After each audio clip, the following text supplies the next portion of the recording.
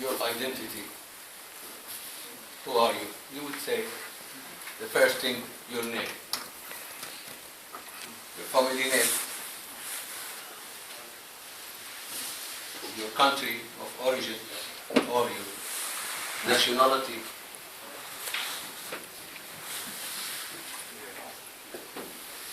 In this world, if you ask any person about their identity, they'll give you the same answer. My name is such and such. I'm from that place. I do such job. I live in such a place. It is very normal. What is the true identity of a human being? Allah subhanahu wa ta'ala gave an oath. In the Quran, whenever we see Allah says by the moon, by the sun, by the time, anything after that, any verse comes after, that means the matter is so important.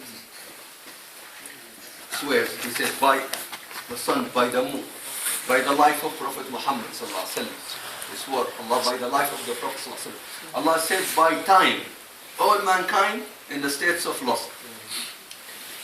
Except, there is exceptional here, those who believed in Allah and follow their belief with good deeds.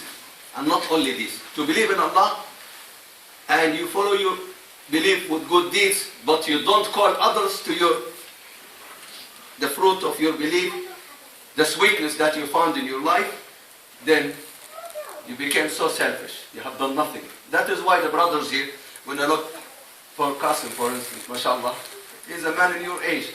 He's only 25 years old. Every time I come to this mosque, I see him here. One of the Sahaba used to come to the mosque. He was called the pigeon of the mosque. All the time in the mosque. And it's a blessing from Allah subhanahu wa ta'ala.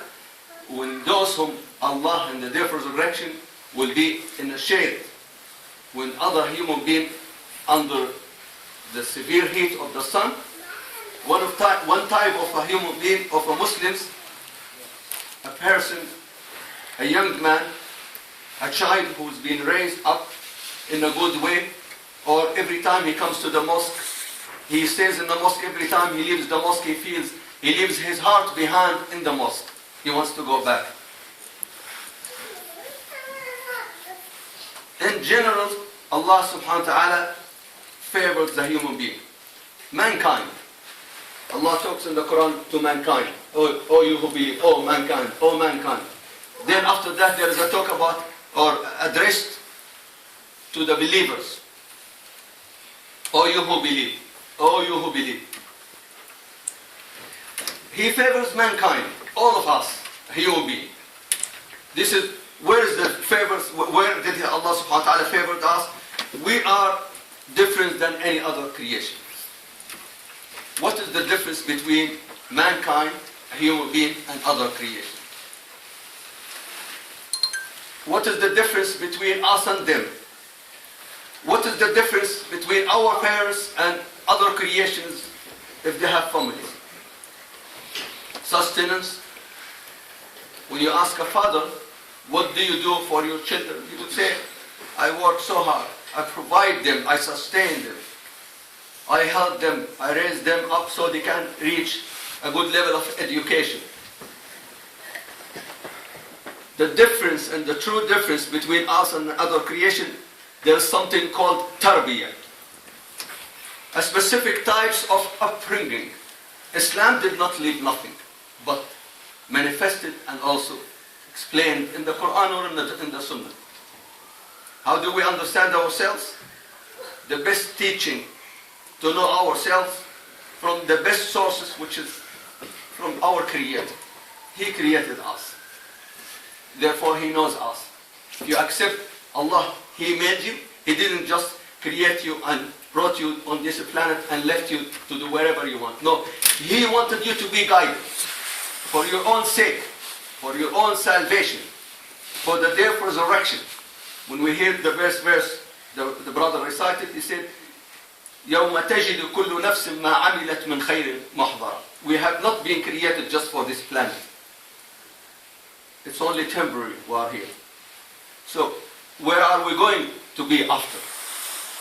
Human beings are a combination of something called body, mind, and a soul. How you keep the balance between the three?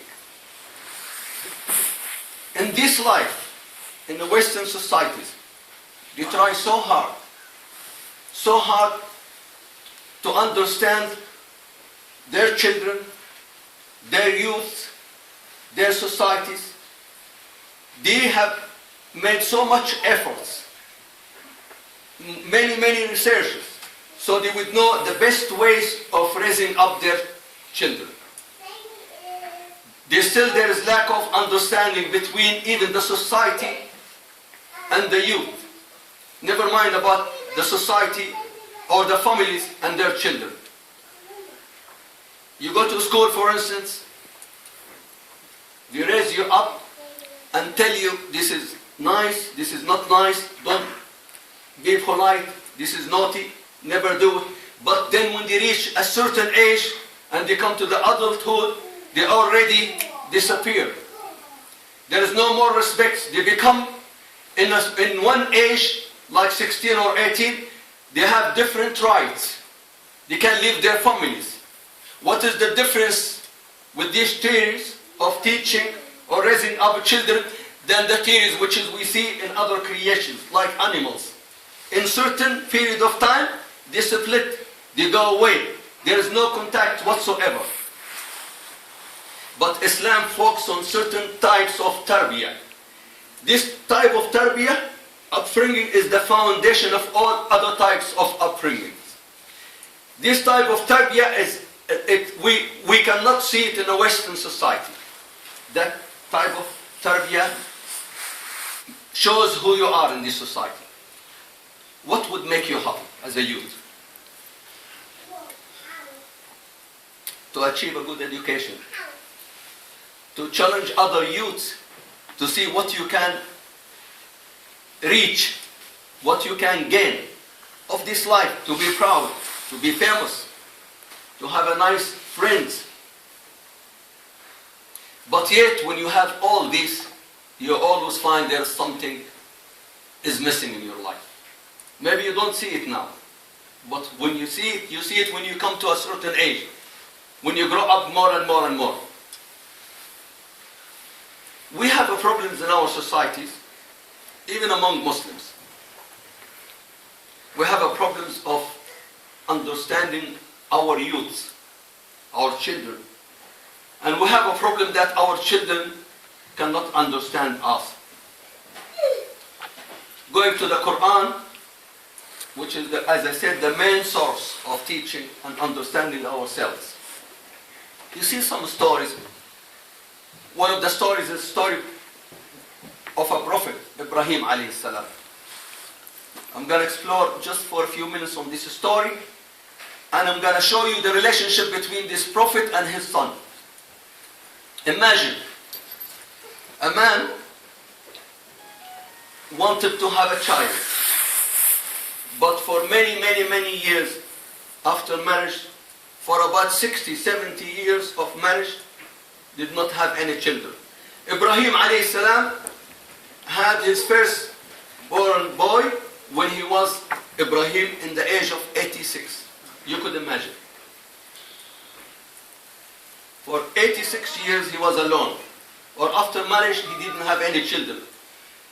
He invoked Allah subhanahu wa ta'ala.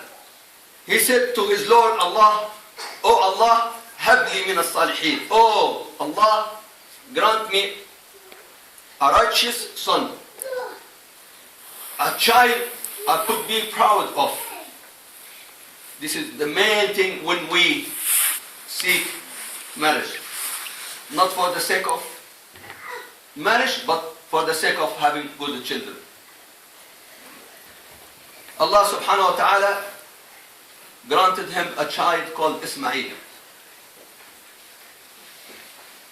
Ismail, his dad loved him so much. So much that no man ever can love his child more than what Abraham subhanahu wa ta'ala loved his son Ismail. He became, Ibrahim, so dependent on his son Ismail. Imagine that you have a child an adult where you cannot go anywhere, but you need him to be with you. He loved him so much, he needed him so much. After many years he was alone and he invoked Allah to grant him a child. Allah subhanahu wa ta'ala answered his call.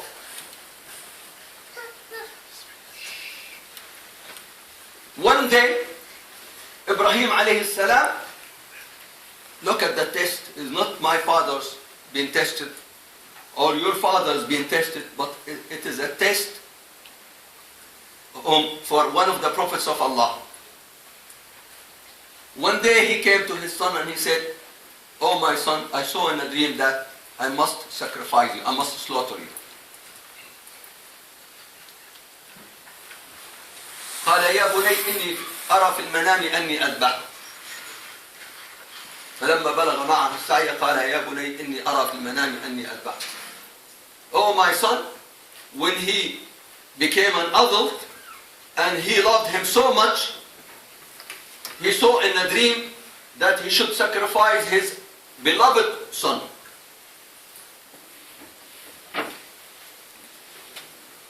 The answer from the boy,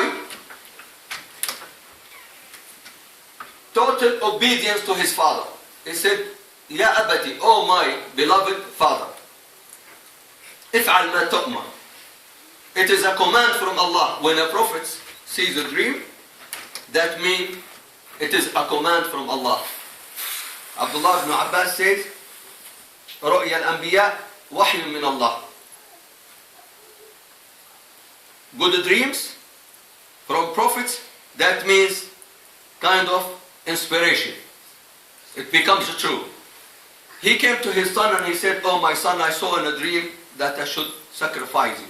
The boy responded and said, "Oh my dad, do whatever you're being commanded. You will find me impatient. I will be patient." Then Allah subhanahu wa ta'ala wanted to test Ibrahim.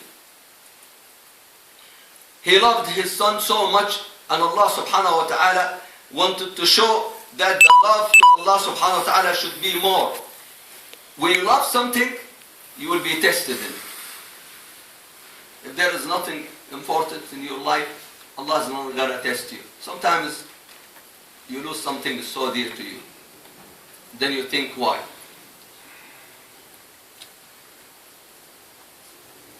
In these societies,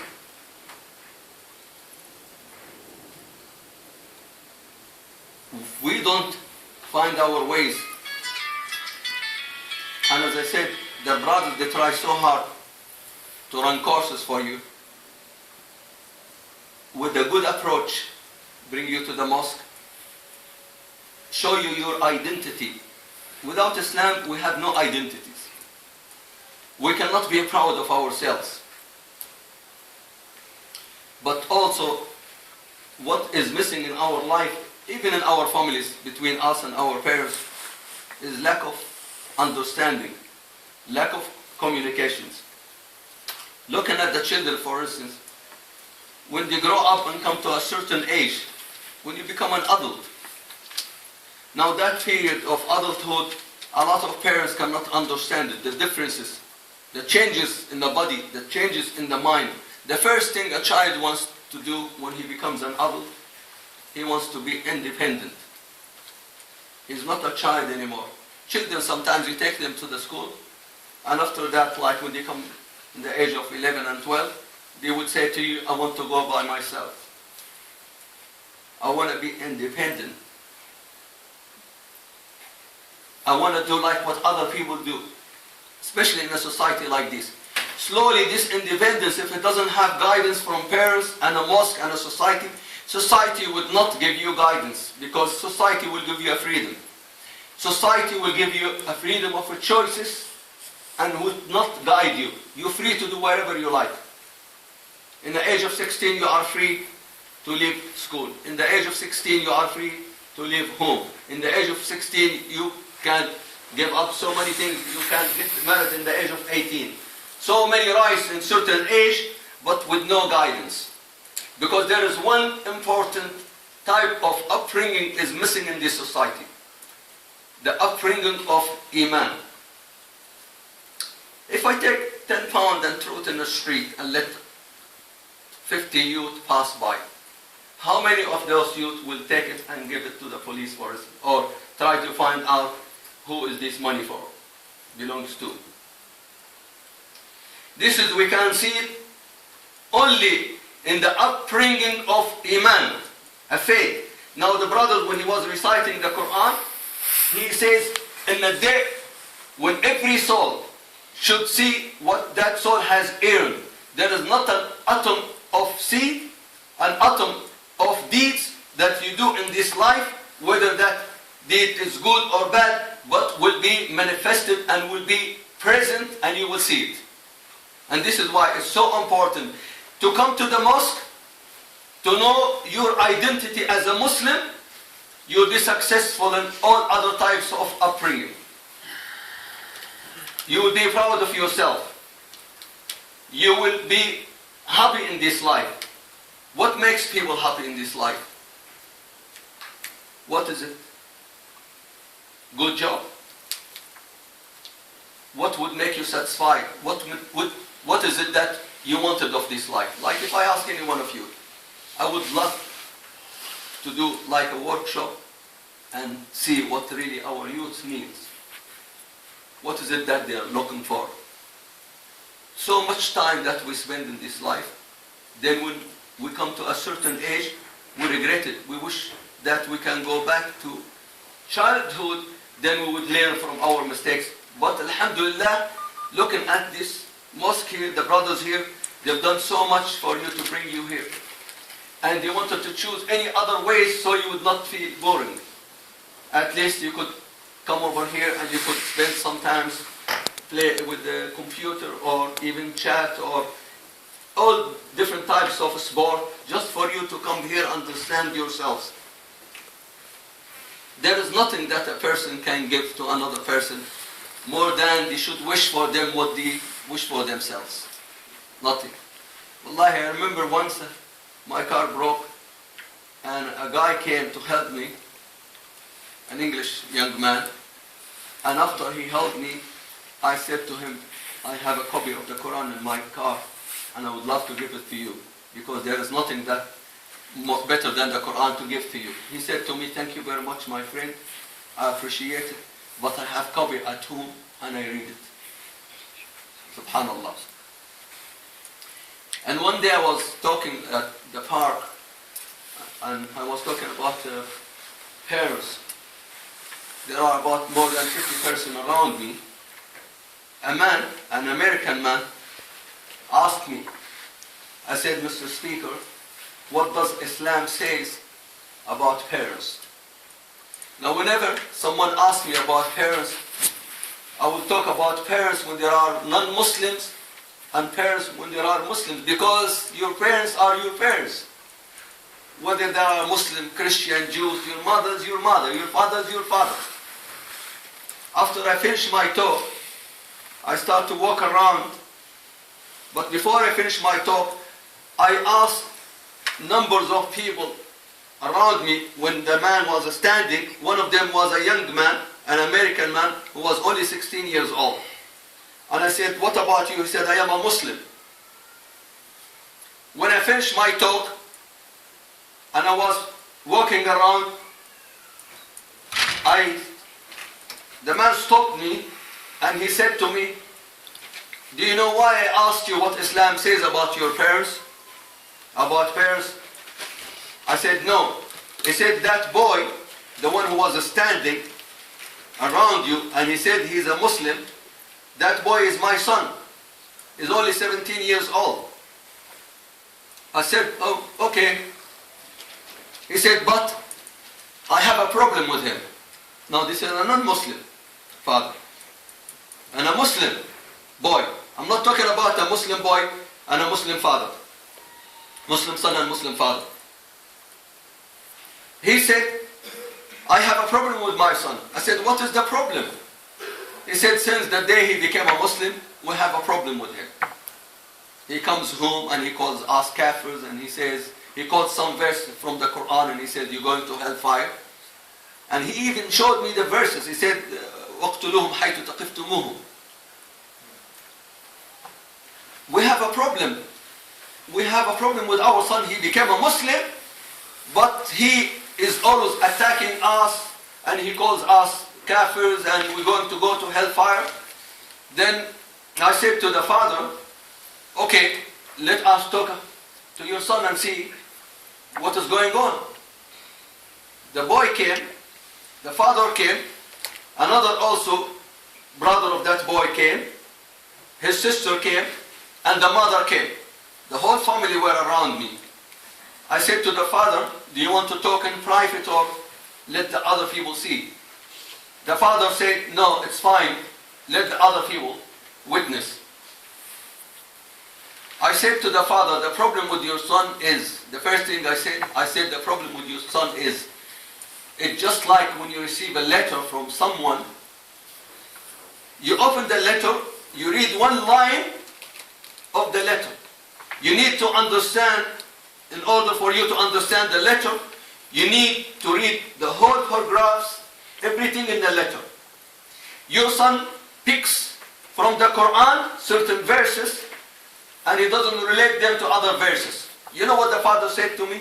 He said, can't you find me a way how to buy commentators of the Quran, the tafsir of the Quran, so I could give it to my son so he would understand it better. Now I wanted to solve the problem between the father and the son. I said to the father before I start, I have only one question. I want an answer for that question, and then depends on your question, I will start my, blame on discussion, or even you could say like a court case. When your son chose Islam as a faith, when he changed his faith, did you object on that? Did you give him a hard time? He said, no, I have no problem whatsoever. Then I turned my face to the son and I said, you have no excuse whatsoever now not to treat your parents in a good manner, in a good way. When I looked at the boy, the way he was dressed, he came from United States to London on holidays, and I looked at his brother who is not a Muslim. I looked at the clothes they wear, the same clothes. I said, look, the way your dad is treating you, the way your dad is treating you, exactly like your brother who's not a Muslim. I said, if you're going to treat your dad that way, I don't think he's going to have an option or any chances to become a Muslim one day. You become the main obstacle. This is how important for us to treat our parents, to be good to our parents, to understand them. Our parents, sometimes they don't understand us. But the mosque also needs to help you. If you have a father who cannot understand you, or a teacher who cannot understand you, maybe somewhere else another person could understand you. In our community here, we try, inshallah, and we will do, inshallah, try to focus in particular on adults, schools, adulthood. This is our duties, and also this is our responsibility. It's our wajib. It's our duty, obligation on us that we should run this. Is not, mosque has never been just for people to come and pray. The idea of a mosque that people should do their 5 times daily prayer and they go home, it's not correct. The Sahaba have learned their iman, they learned their upbringing, they learned their all aspects of life inside the mosque. The mosque you could come, and even there are kinds of certain sports you could play in the mosque. Teaching, different types of upbringing, as I said. And this is what Islam focuses. Islam focuses on different types of upbringing. One is upbringing on the faith. This is the foundation. When you know your faith, when you know your deen, then everything else would come easy. So inshallah, in the future, we hope, in particular in this place here, as the brothers, mashallah, they're trying so hard to run certain programs for you. Slowly, slowly, Nothing in hardship and nothing in force, inshallah. And jazakumullah khair for your listening. Barakallah. Assalamu alaikum wa rahmatullahi wa barakatuh.